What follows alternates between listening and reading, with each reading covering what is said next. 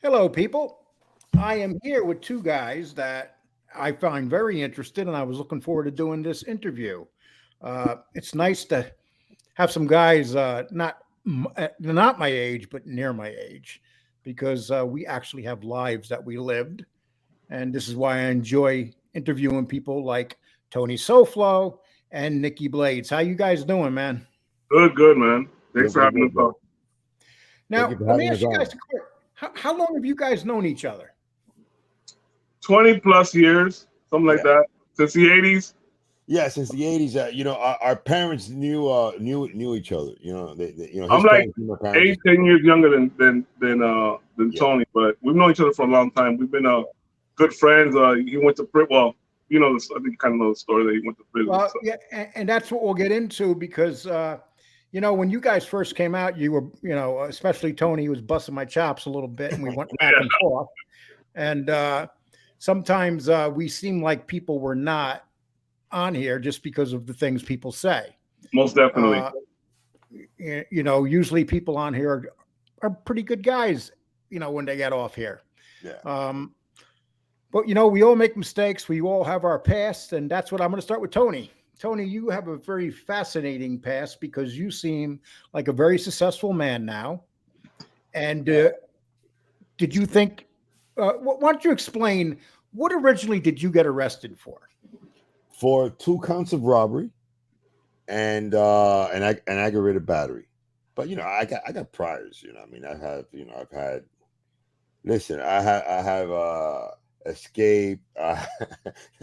I have a whole bunch of stuff, man. I got rid of assault on a police officer, deadly weapon. I've been arrested for a whole bunch of stuff. I have a fairly extensive criminal record, bro. But the time that I did now the 22 years was for 2 counts of robbery federal and an aggravated battery. So, did you do your time in a federal prison? I did part of it because remember, since I had 2 cases, I had the federal case and I had the state case.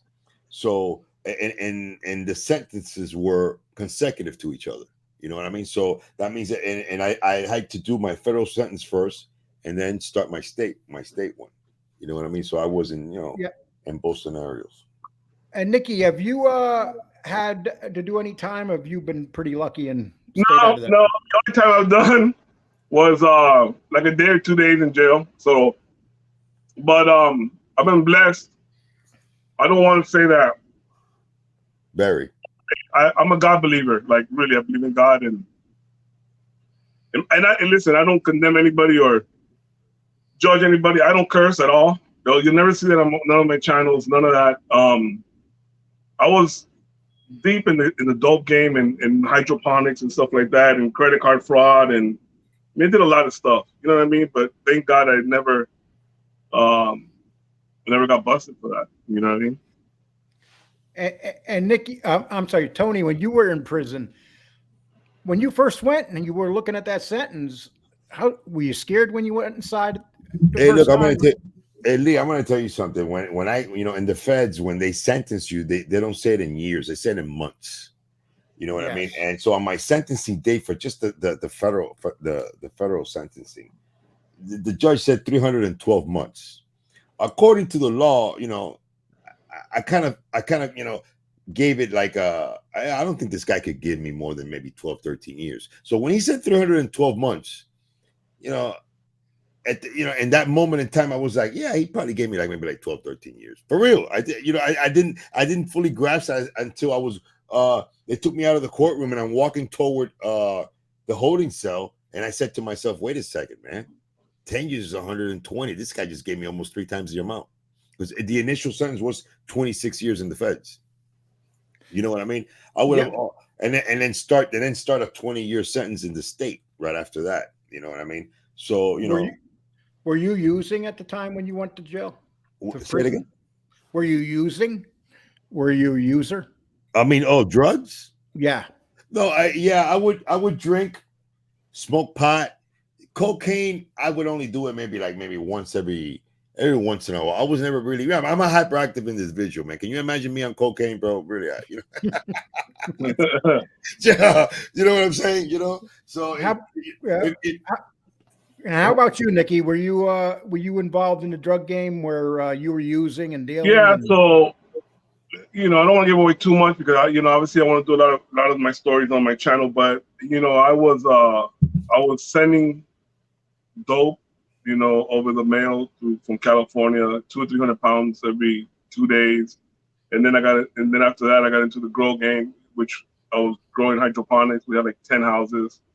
Was I doing drugs? Yeah, I was doing drugs, man, and I'll tell you the story real quick. I was doing coke and drinking beer. I would drink about a 12-pack of beer at least minimum a day. Hang out with my buddies almost every day, so like 2 or 3 o'clock in the morning, and I would do half a gram to a gram and a half a day on average, right? But it was every day doing coke, and I was making money.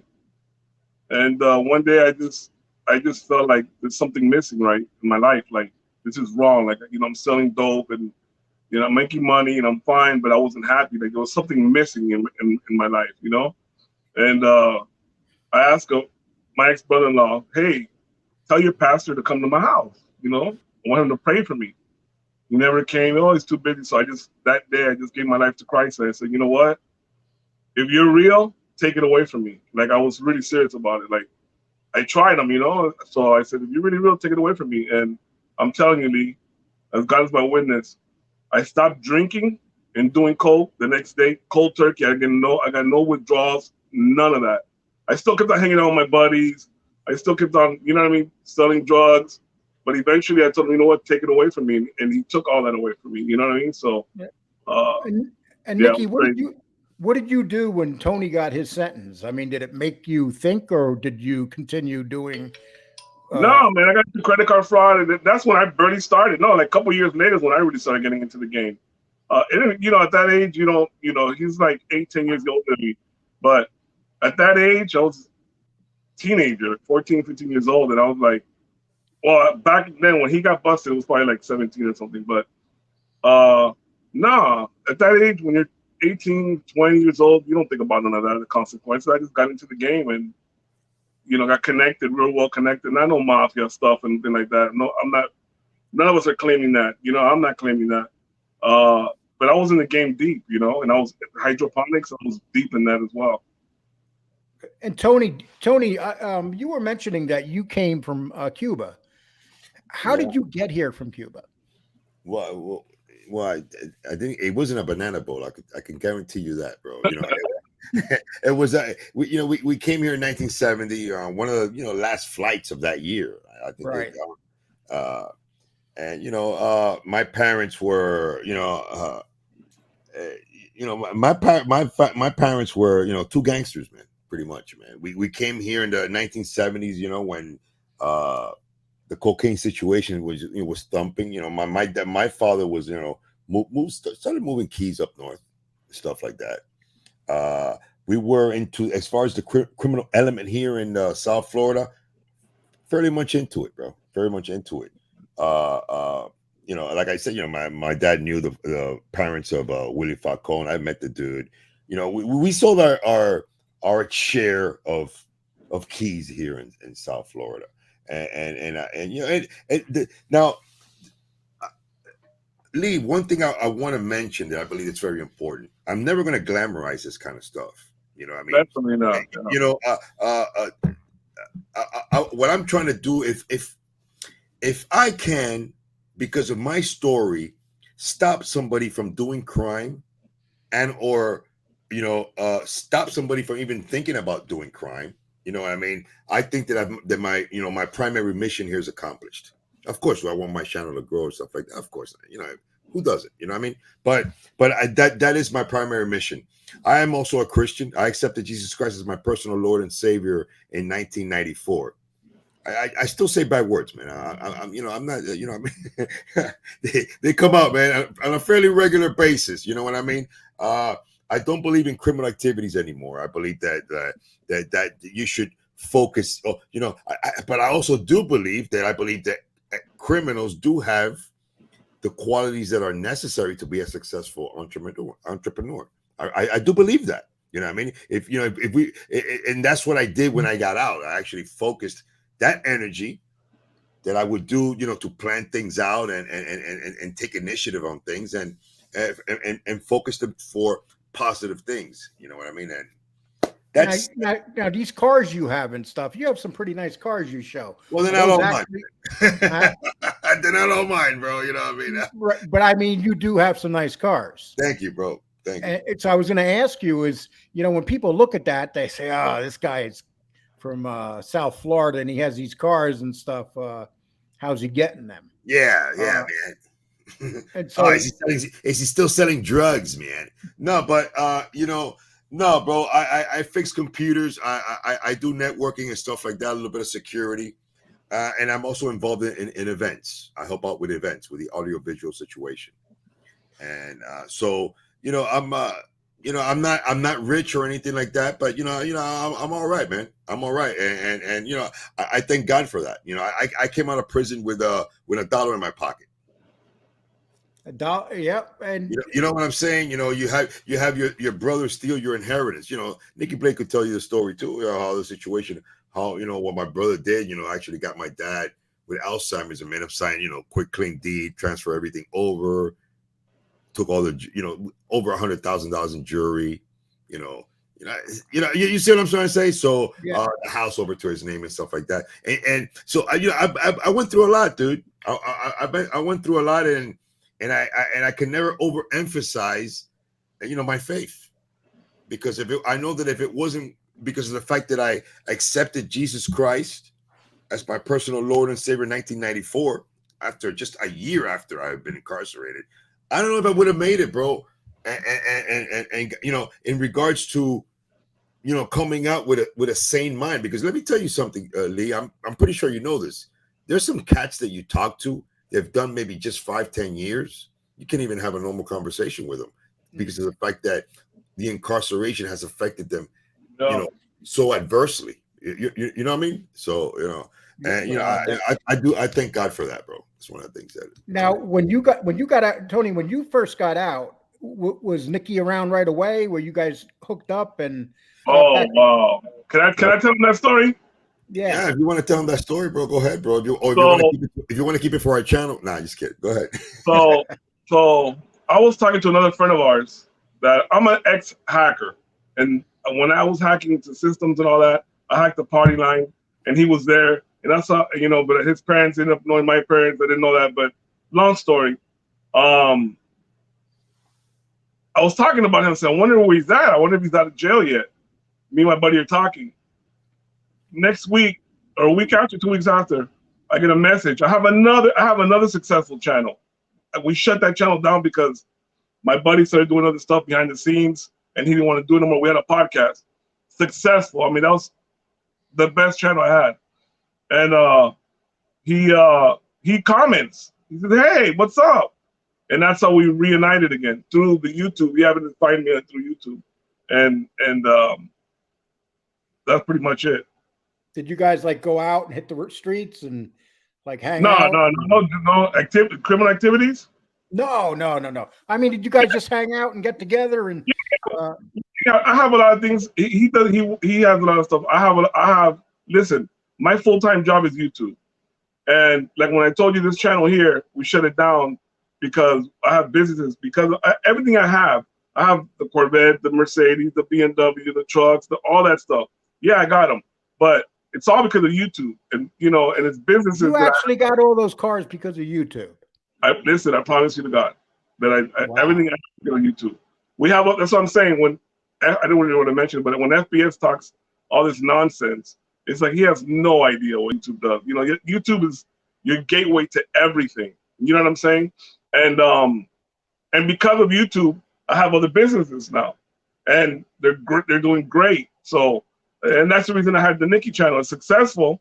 It's getting views. It's over 100,000 subscribers, but we, our business are vacant and we don't have somebody there, watching over them. So that's the reason why we should. Are you making your money off donations or are you making them off commercials? Listen, I have no problem with donations, Lee. Right. I had to mention this again. You look at FBS, his channel in the description doesn't say, "Hey, welcome to my channel. This is a mob channel. whatever, and his Instagram and all. No, he doesn't have that. It just says it has 3 lines. It's PayPal, I think, or Venmo, Cash App. It's ridiculous. I've never put a Cash App or told people, hey, go and donate. There's something wrong with that. Don't get me wrong. People have given me money through the super chat and all that. There's something wrong with that. But I've never made my money like that. I just signed a contract. I was staying away from that whole thing with the Cash App, and I regret ever putting it up, to be honest with you. I mean, there's nothing wrong with it. Especially you guys are growing, you guys are coming up. There's nothing wrong with it. This guy says, FBS says, why are we giving away stuff and we're trying to buy subscribers? Listen, I'm in the tech world. If you go to the tech world, look at all the big tech reviewers. They all give stuff away. I have my sponsors. Part of my deals that I do with my sponsors is they pay me and they have to give me at least 1 or 2 extra products, depending the value of the product, extra, because I do giveaways. And I do that for the community, to give back to my subscribers, because if it wasn't for my subscribers, I wouldn't be here today. Like, I wouldn't. Like, who knows where I'd be, you know what I'm saying? So, we give back to the community. And Tony, is that why you're in this? Because you like to make, is that your plan, making money off of YouTube and growing yourself? Yeah, bro. I'm thinking about opening up a GoFundMe for me to have a good time and a party in Disney World and stuff like that. You think that's possible? No, but no. Listen, people, you guys are watching the person that actually pushed me into YouTube. Nikki Blades. You know what I mean? He was the one who told me, hey, Tony, why don't you get into this, bro, and stuff like that. And I did. I got another channel. It's got like around 2,400 subscribers. It's nothing big. I kind of have YouTube as kind of like my hobby. I call it my video game, actually, to be honest. And Tony, where did you learn? Now, being that you were locked up, yeah, and you for a long amount of time, where did you learn about computers and doing what you do? I mean, primarily, I learned a lot of it in there, bro. I did. I was kind of blessed because of the fact that and how it happened. That's a story in and of itself. I was in maximum security, penitentiary, Florence, Colorado, and I was working as a tutor in the education department there for tutoring people to to be able to take their GED and stuff like that. And one day the head of education there, as I was walking in to the department, tells me, hey, I need for you to start working in that class over there. And I said, sure, no problem. And when I looked, I see it's the computer class, bro. You know what I mean? And I was like, oh, wait a second, man. I don't know too much about computers to teach, be a tutor in the class, bro. So I walked up to a dude and I said, hey, listen, I don't know too much about computers, bro. And he told me, go in there and learn. And I haven't stopped ever since. You know what I mean? And it's one of the things that actually changed my life in a way, about me looking at things. I got heavily into HTML, JavaScript. I started even making a game in there using JavaScript. I got into Java. Programming gave me brain damage, but and then I got into of course the A+ certification aspect of computers. Opening them up. How to upgrade them, installing, cleaning it up, antivirus, and all that kind of stuff. But that's the thing. And I also eventually I got into networking in there, and I messed around, with the Windows NT, Windows 2000, and those more powerful operating systems and stuff like that. Never messed around with Linux too much, although Kali Linux, that's what I messed around with Kali Linux a little bit, bro. People. I'm not to get all technical, but anyway. Well, one thing I do know about one thing I do know about prison: the best chess players in the world are in prison, and some guys. I'll tell you what. Damn clever minds. I did a lot of chess playing in there, bro. I most definitely did, bro. I could stand my ground with chess, bro. I tell you that much. And Nikki, you said that you did some hacking. How did you get into the computer? I mean, did you just start at a late age? I got into it when I was young. I was, I grew up in Southern California. I'm from California originally. I'm always there. I got in with this is a magazine called 26. By the way, I have my own magazine too, as well, in the tech world. We'll say that story later. But there's a magazine called 2600 Magazine, And there used to be meetings every first week of the month, and to the back of the book, you would and through all the states, you would just look at your state. What do you meet? We would meet at the Greyhound station in downtown LA, and I met a lot of people there, like a lot of big hackers, and I got into phone phreaking. I got into phone phreaking, and then I got into hacking, and I did everything, man. That's how I learned how to do credit cards. I used to program cell phones, hack cell phones, the ESNs, Foretel system, PBXs, ANI, social engineering. I did it all, man. You know, and for fun, mostly for fun. And then I started doing it for profit. Once I know. So here we go. So here we are. We got three older guys here, and we're all dove into the computer business, and we just dove in late in our life. Well, you were young in your life, but Tony and I learned DOS when I was a teenager. Like, I got really into DOS and BBS boards and hacking everything, pretty much. So, and Tony, when you first went into prison, how much did you change over the years? I mean, you went in a hardcore ass kicking guy. How much did you just? I mean, did you have a lot of attitude when you first went in? Look, you hated the world. It's funny you asked that because I remember I would actually do. I would tell my mom. I would tell my mom, I needed this. Unfortunately, different people need different things for them. That different people need different things to happen to them in order to make them change, or to take them to that point where you want to change. Because I don't believe I don't believe that if somebody doesn't want to change, bro, they're not gonna change, dude. So you gotta want to. It has to do with with your willer. I mean, you gotta have willpower to do that. I mean, it's you want to know something? Being bad is very simple, for real, in my opinion, for real. Oh yeah, really. Being now trying to stay on the up and up. I think that's hard, and yeah, my change was gradual. I would want to say that my mind completely started to get to where I am now. Pretty much, where I would say that that was the defining moment or era of my. I would say when the early 2000s, man. Early 2000s. I remember when I actually got an associate's degree while in there and stuff like that. And that's one of the things that actually got me like, whoa, man, I could do things, man. I don't really gotta, and when I started putting together knowledge is power, the application of knowledge is what makes you wise, and so that my mind started to change, man. We started taking, when you're constantly reading about, when you're constantly feeding yourself good information, positive information that you're going to be able to use and to better yourself and stuff like that. Well, it's hard not to change. Lee, would you agree with me with that assessment, bro? Oh, without a doubt. You really got to be you got to be extremely hard-headed when you kind of like, through the information that you're gathering, you come to the conclusion that, hey, wait a second, man, I don't need to do crime to make money. You know what I mean? I could apply this. But the reality is, unfortunately, it's easier to make money when you're doing crime. No, you're absolutely right. And you want to know something? I will never stand here and say that crime does not pay. I won't say that. People like to say, no, crime doesn't pay. No, yes, ladies and gentlemen, guys and guyettes, crime can pay. But the problem is that the moment might come when it might be your turn to pay. Yeah.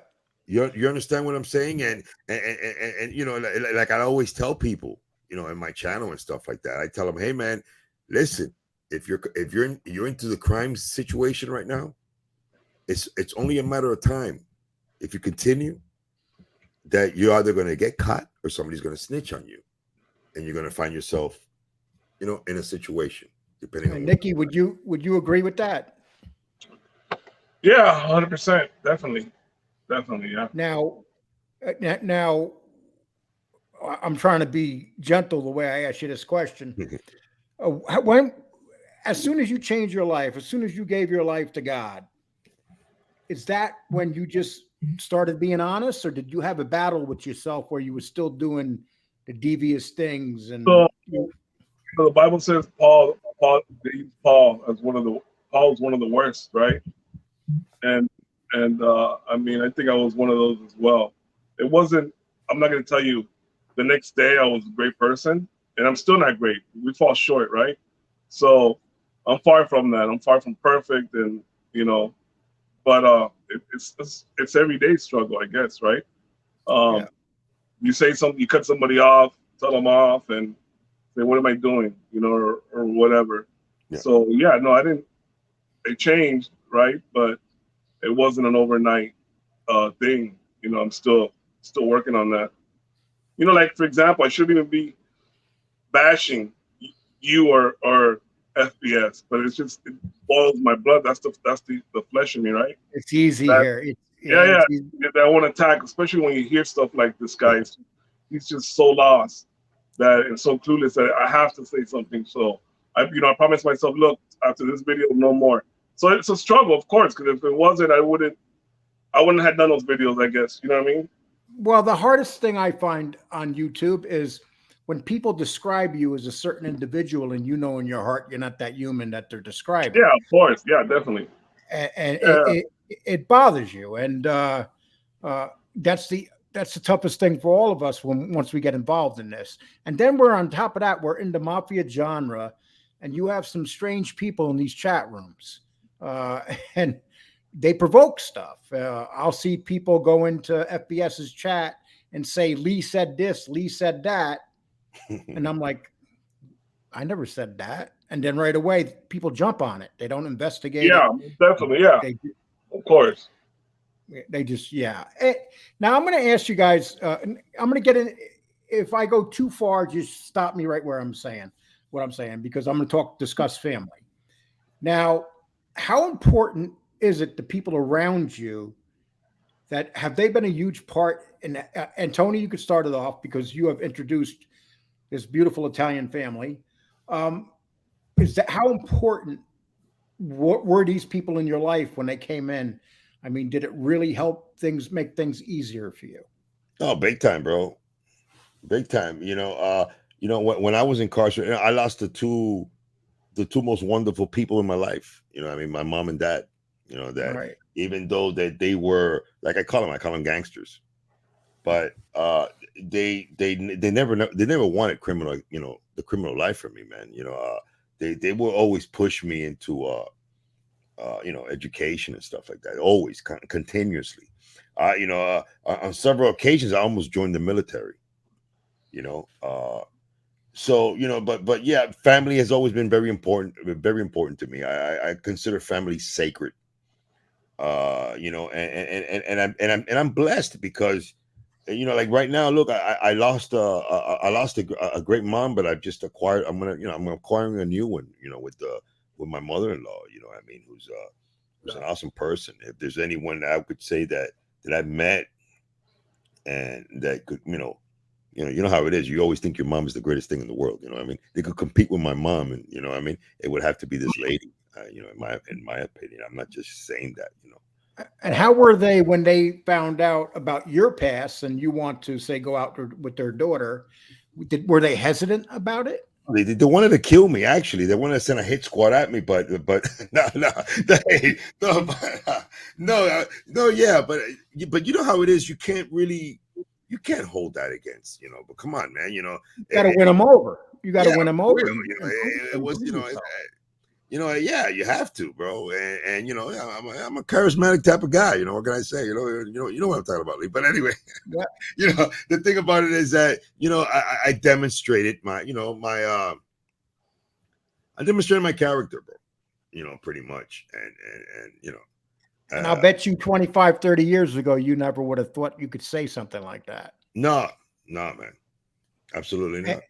and Nikki, now your faith is important to you. How important is your family? I mean, if you want to discuss how many children, Yeah. you know, Well, most important is my family. Without your family, I think you can't. Especially me, for my wife, is like my wife comes first. You know what I mean?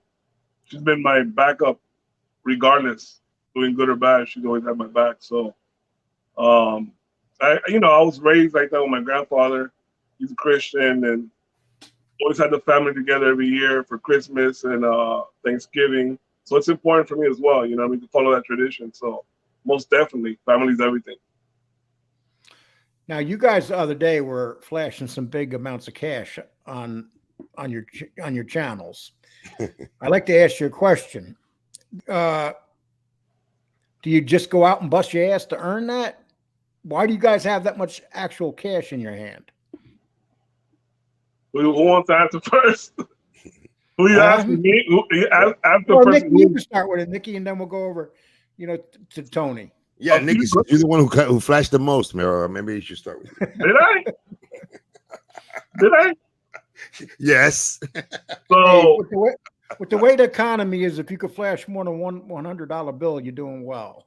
Yeah, so it wasn't much. It was like $6-7 grand or $8 or something like that. It wasn't much.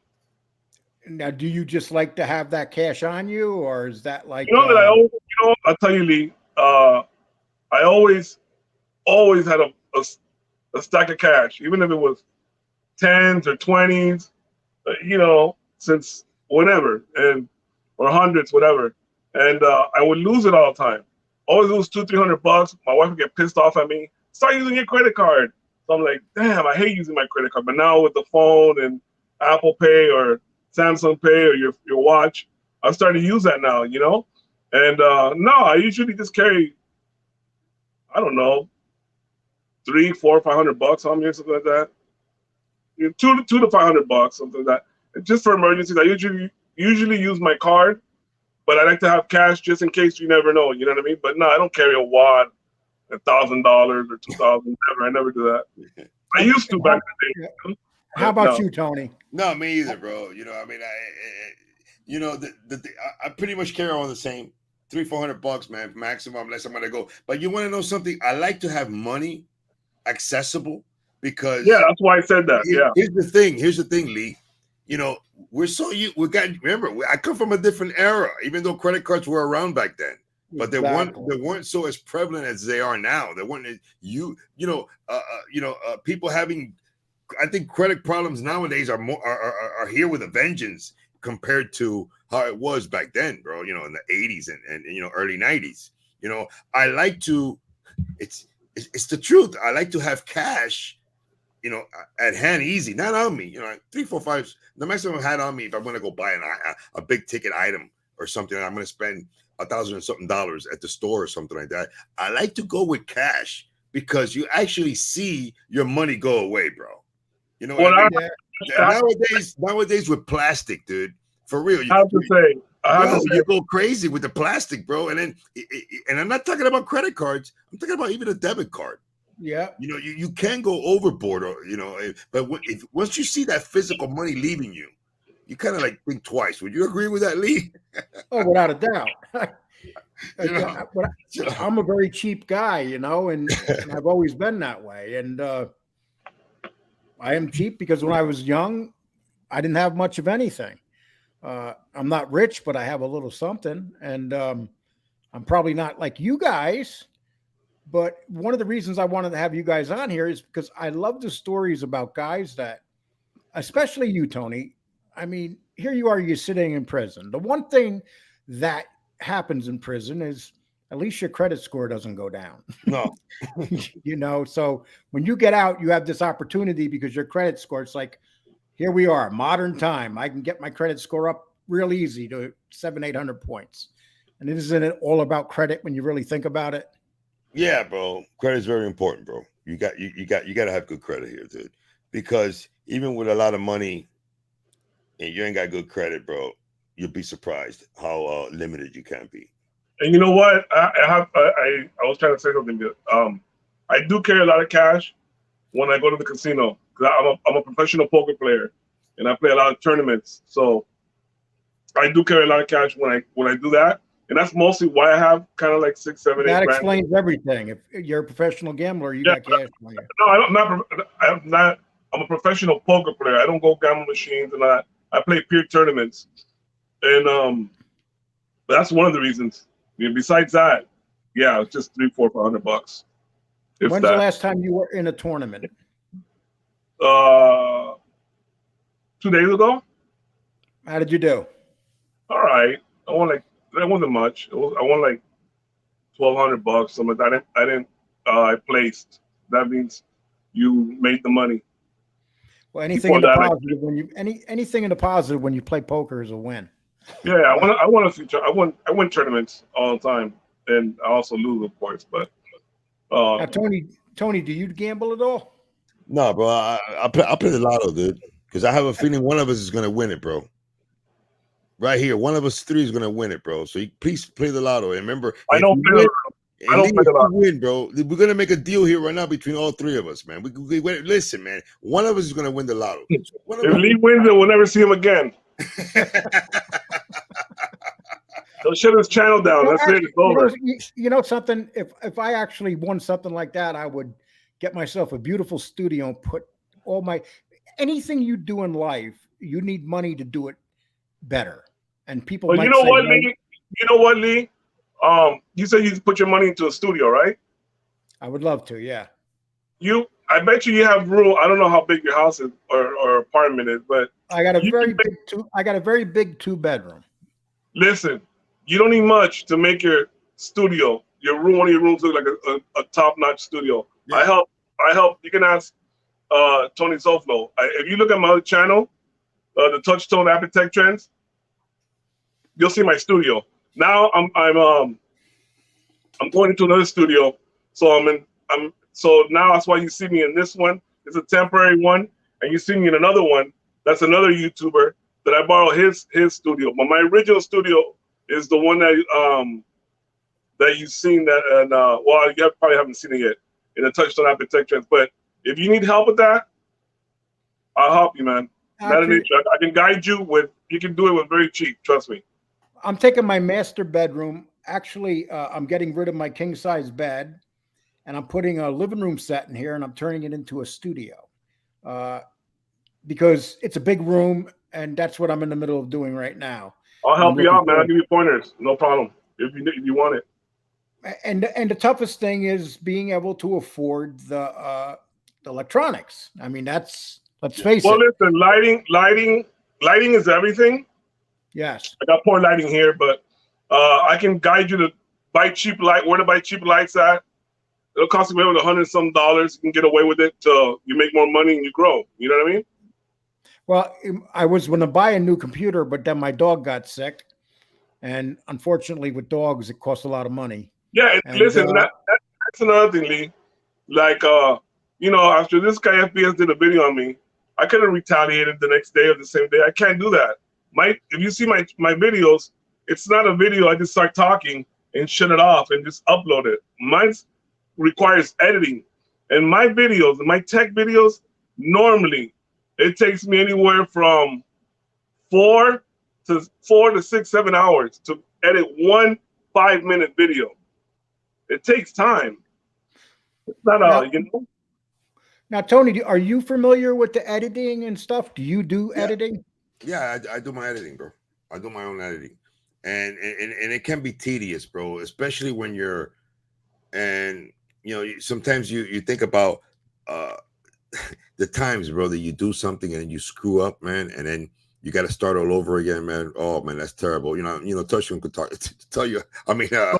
So on other channel, since I have 4 channels, it's so many videos that I have an editor as well. Right now, I'm doing my videos right now because my editor he lives in Germany, and he's a big YouTuber as well. And we're doing Sony Vegas Pro. That's what we use, Sony Vegas Pro. So it's time consuming, man. If you want good quality videos, I mean, you're in the mob genre, you don't have to. There's not a lot that you have to do in editing. But if you start doing that and you get somewhat of a decent studio, listen. If you want, I'm telling you from experience, if you want sponsors, I've told this to Tony SO-FLO, and he started getting all the sponsors in his other channel. You have to have a presence because these are sponsors. Look at your channel. They look you up. Once they look you up, if you start cursing and you start doing this, you start doing that, you have a crappy background, you're not gonna get sponsored. And that's the whole goal. You want to get sponsored. You know what I did, guys? I built a website called mobtubers.com, and it's getting 1,000 to 2,000 views a week. I never seen it coming. I'm actually making more money off my website than I am my YouTube channel. You have it hooked up with Google AdSense? Yeah, I got it all hooked up, and There's way. Go ahead. And there's more. Well, right now I'm doing about. I got a guy, Tony, working with me, good friend of mine. I met him from the very beginning on here, and he's been a very loyal guy, but he knows a lot of guys in the life. And he has taught me so much about this. And see, when you come into this and you think you know everything, I know nothing about the mob and stuff. I've been around some gangsters. I knew some, but I'm not a historian. And this guy, Tony, is, and he does my blog for me. And this guy's getting like 1,000 to 2,000 views a week. You know, he's been a blessing. And, right.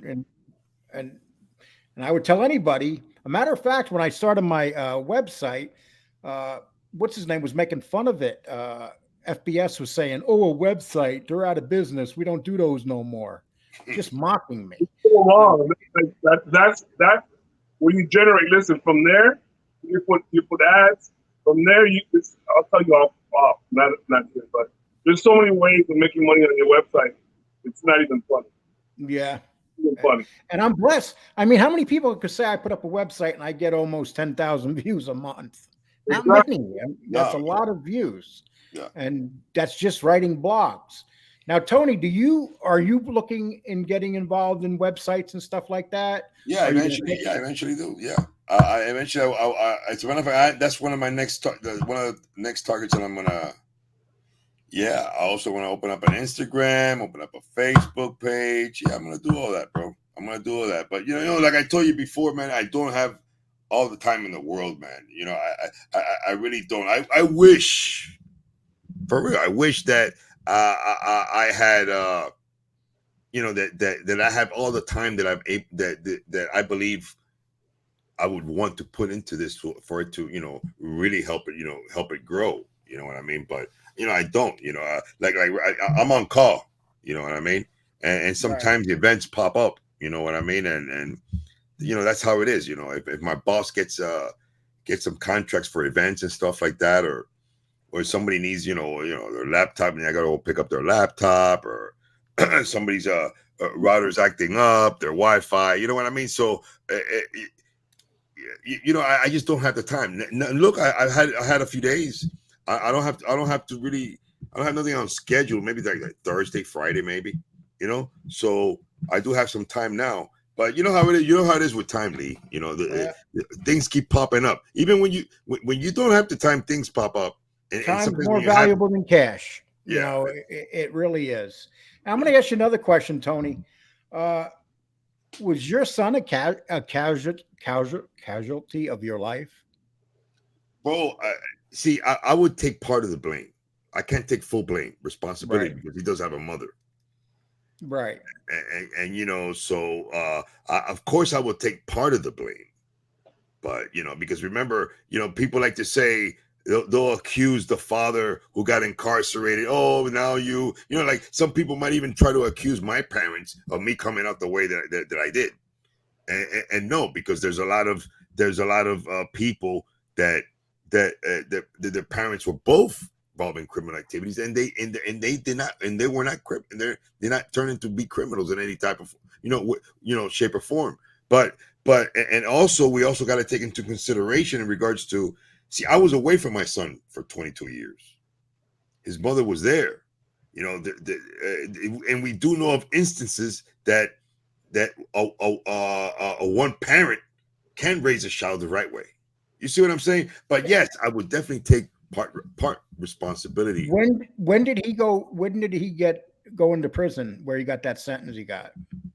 He's been in there for over a year now, bro. When you got out of prison, did you and him try to? Bro. As a matter of fact, he for the last year or so that I was incarcerated, we were incarcerated at the same time. I got up before him, Right. and I'm trying. I've been trying to steer this guy. I call him. I call him my number one man. When I talk to him, I talk to him almost like a buddy. I'm his father. Don't get me wrong. I mean, Yeah. I've tried, and hopefully now, like I said before, man, some people need to be hit in a particular way in order to give them that kick in the butt for them to change, bro. You see what How I'm much saying? time is he looking at? He's looking at now as a substantial amount of time because he's got violation of probation. He's got a possession of a firearm by a convicted felon, and he also has an armed robbery case. You know what I'm saying?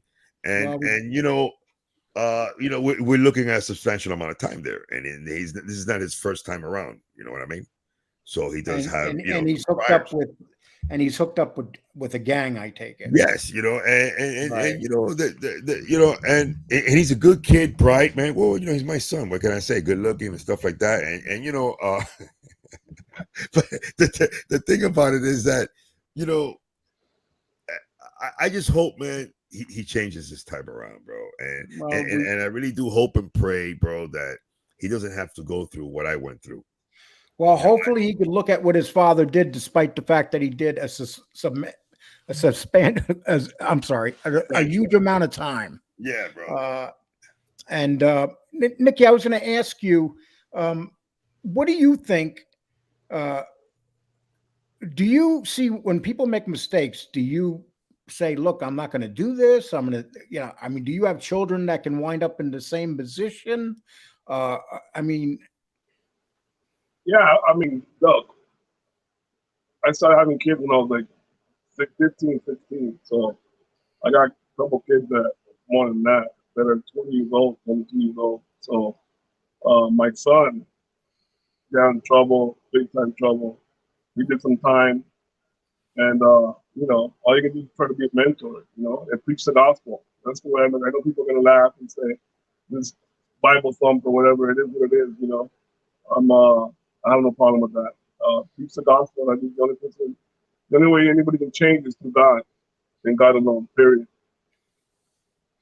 Well, that's so. Is he doing a substantial amount of time, or is he? No, he did like 3 years overall. But he's doing his own place, getting his own business now. So yeah, he's doing good. Well, that's good. So everything's changed. You know what I mean? Everybody's different when they do time. We don't know how people are going to react. Some guys go to prison and get 10 times worse. Yeah. Sometimes guys come out and are doing great for a year or two, and it just takes that one thing. I have a very good friend right now that recently told me he's a gangster, and he recently told me he's having some financial issues, and he's basically using that criminal side of his mind. Yeah. And I try to talk to him. I say, look, dude, you're not going to go away for 10 years. You're going away for life if you fuck up. Right. And so, you get to that point where it's no joke, Right. The fact that Tony came out, and Tony, this is what I have a lot of respect to. The fact that you came out and have done what you've done with your life is pretty impressive. Thank you, bro. It's not easy, man. It's not easy. And no, but like I told you, bro, if it wasn't because, my Lord and Savior, dude, my King, dude, I'm always gonna give, that's the I wanted to change, but just like Nikki Blade says, listen, people have changed apart from, religion, what I mean, or their faith, you know what I'm saying? But in my case, that's what changed me. You know what I mean? I am a firm believer. You know what I mean? And I come from a background of Santeria. My parents, my mom was heavily into Santeria. I don't know if you know about what I'm talking about. Of course. As far as the supernatural, that's something that to me I'm very acquainted with because of the fact of Santeria. You see what I'm saying? So, I've seen things and stuff like that. I had an uncle who was a palero, and I had another uncle who was a babalao. You know what I mean? You know, fairly high priests in the Santeria religion. You know what I'm saying? But so I wasn't new to this, you know, spiritual stuff. You know what I mean? But yeah, man, Christianity was the, you know, Jesus Christ was my I think it was the number one thing that actually, you know, got me through that ordeal that I went through, bro. So Tony? So what is your plan right now? Or do you see are you going to dive into this YouTube thing head first and just go for it? I mean, yeah, bro, I'm thinking, I want to use YouTube as a platform to run for president, bro. Even though I have a record and everything, I'm going for it, dude. I mean, even if I'm Cuban, yeah, bro, of course. I'm going to dive into this, bro. Like I said, I don't have a whole lot of time also. You know what I mean? You know something? I know what you mean. I'm at this age where, and when I hear guys like Nikki talk about, hey, I'm making this in my life, I'm doing well, I'm making money. Hey, you know, those are incentives for people to listen, to understand. And this is one thing people have to understand about YouTube. You know, they take money when you get like donations and stuff, and people bitch about it. But the fact of the matter is, they're giving you a platform to make money. Yeah. And we didn't have this 10 years ago, 15 years ago. We knew nothing about this. This is just something that fell in our lap. So, you know, did you ever think, Nikki, that you'll be making money off of YouTube 10, 15 years ago? If you look up Omi the Hellcat, you got about 700,000, almost a million subscribers. I know him. Your voice, Nikki, your voice is breaking up a little bit. You hear me now? Yeah.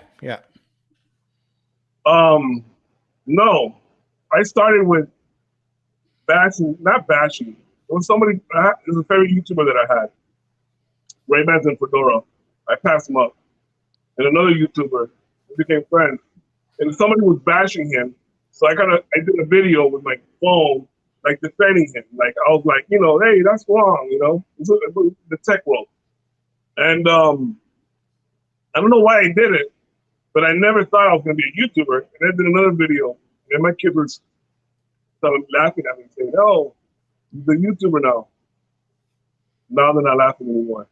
But you know, my son, this has caused a rift between me and my son, because I helped him with his channel, and then when I started mine, I joked around with him and told him in a year to have 3 times as many subs as him. and you know, he's like, "Oh, this old man's dreaming." Listen, there's one thing I learned about YouTube. I know a lot of YouTubers. I know Daryl Lees. Daryl Lees is the founder of the YouTube invention, and he does everything. Look him up. He's a lot of good tips. And one thing I learned is there's an audience for everything. It doesn't matter if you're young, old, middle age. There's an audience for everybody. There's people that just eat, and they have major millions of subscribers. You know what I mean? Your age has nothing to do with it.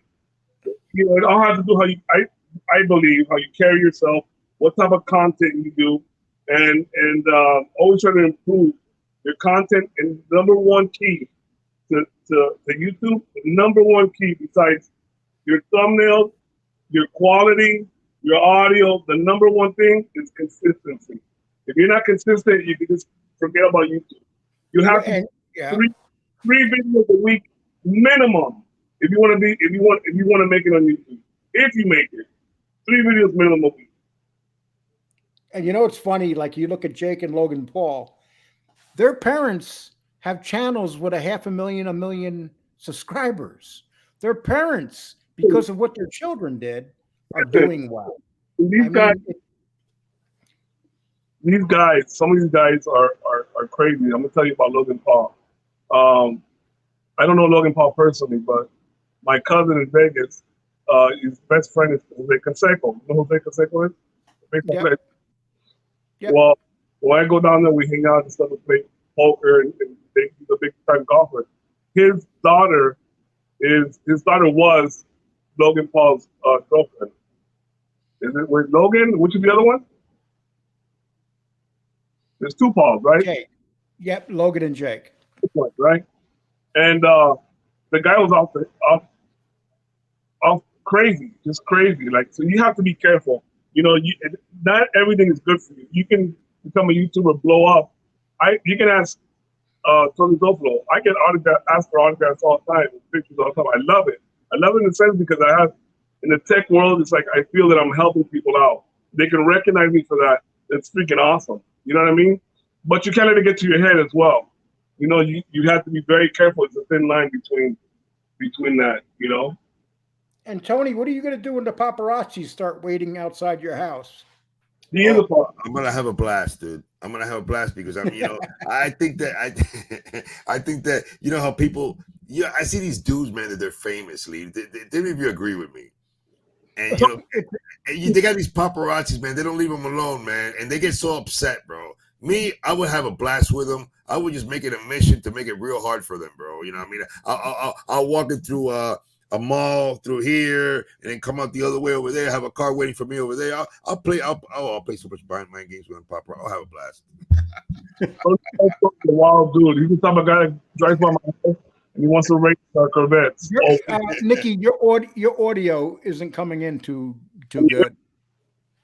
It's like a breaking up a little bit. How about now? Yeah, it's good. Yep. Nikki's the type of Nikki. Tony SO-FLO is the type of guy that comes by my house every once in a while. He wants to race a Corvette. Well, you guys are lucky to be. Hey, Tony, you got your Corvette without becoming a YouTube star, so you're off to a good start. Yeah, bro. Yeah, I guess. Yeah.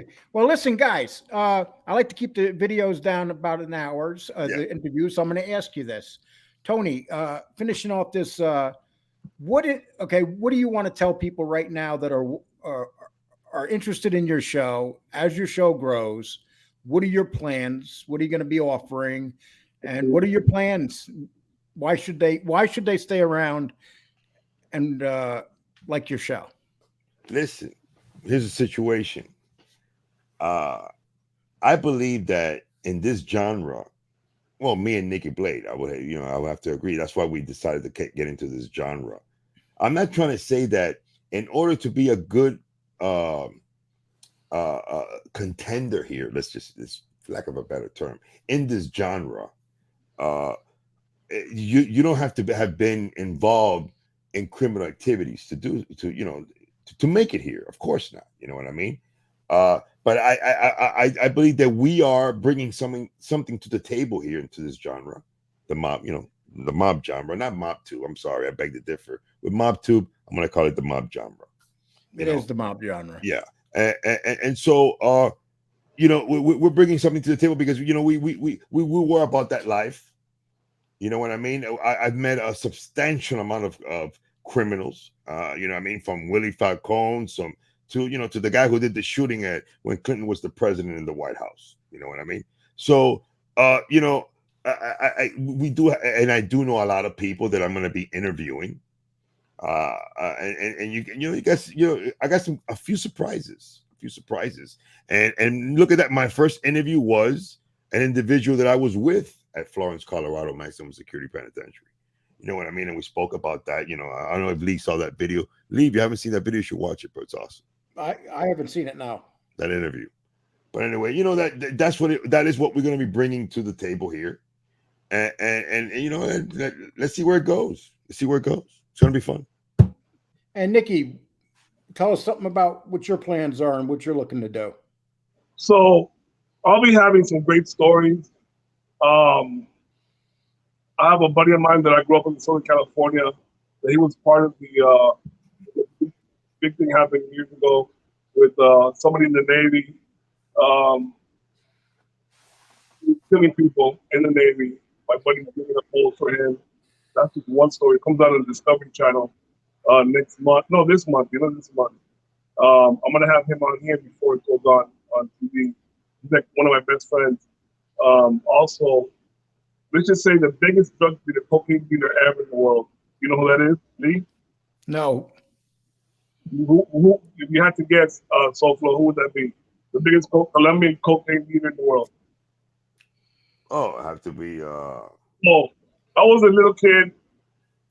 I was a teenager. I was into hacking phones, but it would have to be Escobar. Just a little bit thing. I had something to do with not drug dealing at all.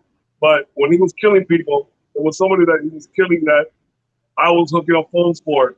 Long story, short story, we're going to have a lot of great interviews, a lot of stories that are real, a lot of people that we know, a lot of famous people that I know that are going to be on as well. So it's going to be entertaining, man. It's going to be honest. And, you know, if you want to tune into this, you want to subscribe, do it at Nikki Blades the Stories. If not, it's all cool. It's all good. So what I'm gonna do tomorrow, guys, listen, we're just touching the tip of the iceberg here. I'm sure you guys are gonna put so much stuff out there. I appreciate you both coming here, and I appreciate having the opportunity of doing this show. And so what I'm going to say to you is, it's great to have you as part of my show, that we can get along, and this is the way it's going to be, and I appreciate it. And especially the fact you've been hearing a lot of stuff lately, and 90% of it is lies. Yeah. And it gets kind of monotonous going out there. People say, Lee, why don't you defend yourself? Because Lee's not going to defend himself against a bunch of lies. And it's a losing battle. You have people here that like you. You have people that hate you. And the people that hate you are never going to like you. So it's a waste of time. It's a waste of time. Yep. Yeah. I'd rather be sitting here doing a show with you guys than defending myself. And I want to thank you, bro, for giving us the opportunity to be on your show, bro. You know, and you want to know something? You're a cool cat, man. You're a cool cat. I appreciate because, that, man. We came into this genre swinging at you in FBS, bro, and here we are. I was having a good time. I'll be honest. I loved when I said chicken shit to you. It bothered you for 3-4 days. It pissed you off, man. So I don't know what it is, but I'm thinking that somebody said that to you in the joint. Hey, but you wanna know something, bro? That's how it is sometimes. I got a buddy that we met in a very adverse manner. Me chasing the guy with a knife, bro. You know what I'm saying? that's how the first time we met each other was that was the dilemma. That was the situation. You know what I mean? But you are, as long as you don't do it to me. And Nikki, I'd like to say one thing to you one thing you said that bothered me, and I'm going to clear this up with you right now. You said that I wish death on FBS. And I can honestly say this. You will never find any video of me ever wishing death on anybody. You're 50. You're smoking and all that. You said that he was going to die before he was 50. And that's not wishing death on him. The guy's a smoker, and he smokes one right after another. I seen my father have his lung removed. I don't wish death on him. I really don't, but one thing I found out, when you wish death on people, karma's a bitch. And that's why I would never do that. Well, either way, I apologize if I was wrong. Sorry about that. It's not a problem at all. I'm just glad that you guys gave me the opportunity to interview you, and maybe you'll just see I'm a totally different person, and I can definitely see you guys are. You're some serious guys. Interview us. We've been getting messages from people that want to interview us, and we came here first. Yeah, bro, that means a lot to me. Yeah. I said, let me get a hold of these guys before Tom does.